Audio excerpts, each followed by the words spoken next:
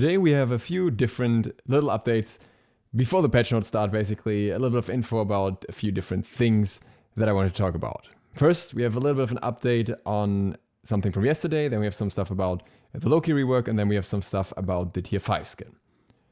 The first update thing that I was going to talk about was yesterday I assumed basically that the revenue from the different games from Hi-Rez looks like this. And one of the assumptions I think in hindsight was wrong.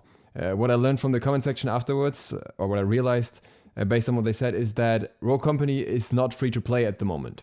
And they said that Rogue Company made more revenue in its entire lifespan, basically, or in a month than Realm Royale made in its entire lifespan. And I was like, okay, if this is about revenue from skins, there's no way that's matching, because basically Rogue Company is still working on even getting the cosmetics out in the first place.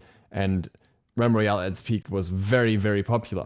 But I didn't realize that you have to pay to actually get access to the game. So in reality, it's very likely that Rogue Company actually made a lot more money than Realm Royale already, because Realm Royale was always free. You never had to pay to get access. With Rogue Company right now, there's I think even different versions or something, and you can pay quite a lot for that game. So obviously people that want to have very early access to the game and try it out now have to pay. And basically, like, one of the things is like getting the Smite Guard pack. So it's actually still very much worth it for those people that want to keep playing the game to get that at this point anyways. So yeah, it makes sense. So it actually makes sense that Rogue Company in 1 month has made more than any other title. That will not stay this way though, because this is just as long as people have to pay to buy the game.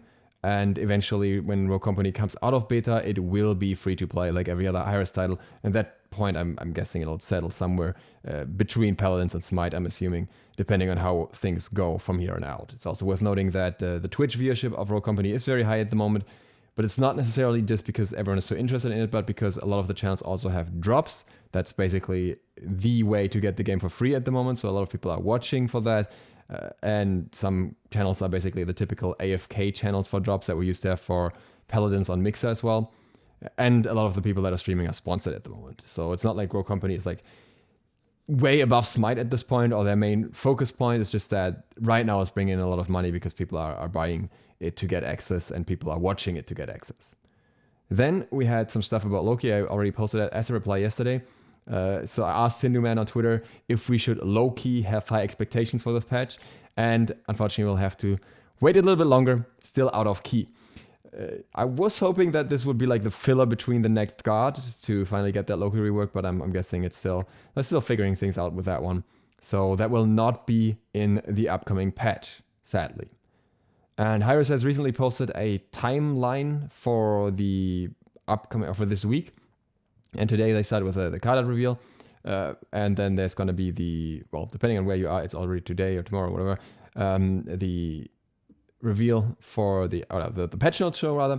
And then on Thursday, there is a special Odyssey skin reveal. I'm assuming this is something different from the tier 5. I'm assuming this is something that will not be shown in the patch notes. I'm not sure what this is about.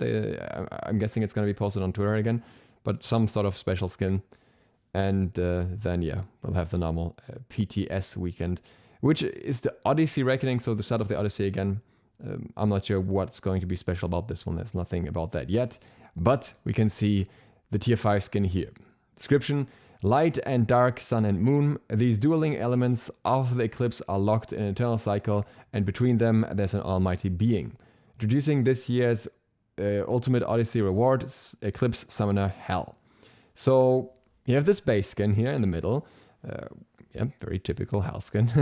Not very easy to tell actually, because the color theme is basically the one of the default skin as well.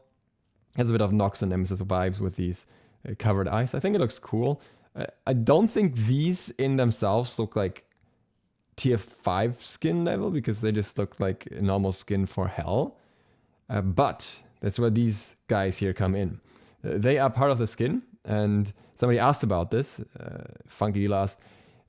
I honestly don't get it. So she turns into a man-mech thing, and Smite Game answered, "We can't spoil too much before tomorrow's show, but let's just say that the Guardians of the Sun and Moon will fight alongside Hell in a way that's never been done before. Tune in tomorrow's show for the full reveal." Now, there are only so many options in how that could be implemented. Because when you think about it, you can't have them as like Argus type guardians just walking next to Hell, because that would just be completely confusing in a game, because you just think that's Hera. And I don't think they will do that. Even for a tier 5 where they do go a bit overboard because they're usually not used in competitive, that would be weird. And also it would put you at a disadvantage because you could always be spotted by this thing. They could hover over Hell, like, you know, basically what I'm imagining they will do is mirror the spells that Hell does. I'm not sure where I saw this before. I'm sure this was like in some TV show or something where they have like ghosts that mirror the attacks. I'm sure somebody in the comments will remember where that's from, but yeah, either way, it could be above Hell, but at the same time, I'm thinking if it's above Hell, that would also kind of put it at a disadvantage because she would be much easier to spot from jungle, like just, you know, because there's these guys flying over the bushes basically.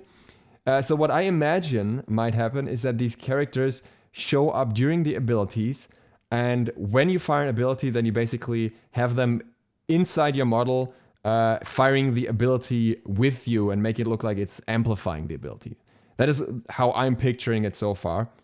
Unless they're just used in special emotes, but that would be kind of weird because they've said this in a unique way, so it must be something beyond that. It's very interesting because, for example, this one has a sword, so that's going to make for some very interesting, unique animations.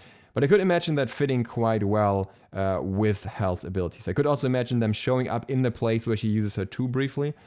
That I think is not too much of an issue. I mean, it still keeps visual clarity somehow. But that's what I'm picturing it as, and we'll see if that rings true tomorrow or today. I think it's definitely interesting. I think there are good ways how this could be implemented. I'm excited how they're going about this, even though otherwise I'm not all too impressed with the idea of a Hell skin as a tier 5. Like I said, the base skin here, that kind of looks very normal. I don't know if the base skin will also change over the course of a match. Might be. I mean, it is a tier 5 after all. It might have multiple types of effects. But either way, it's going to be interesting to see what they figure out for these ones. And with that, thank you guys very much for watching. That's it for today, or for now at least.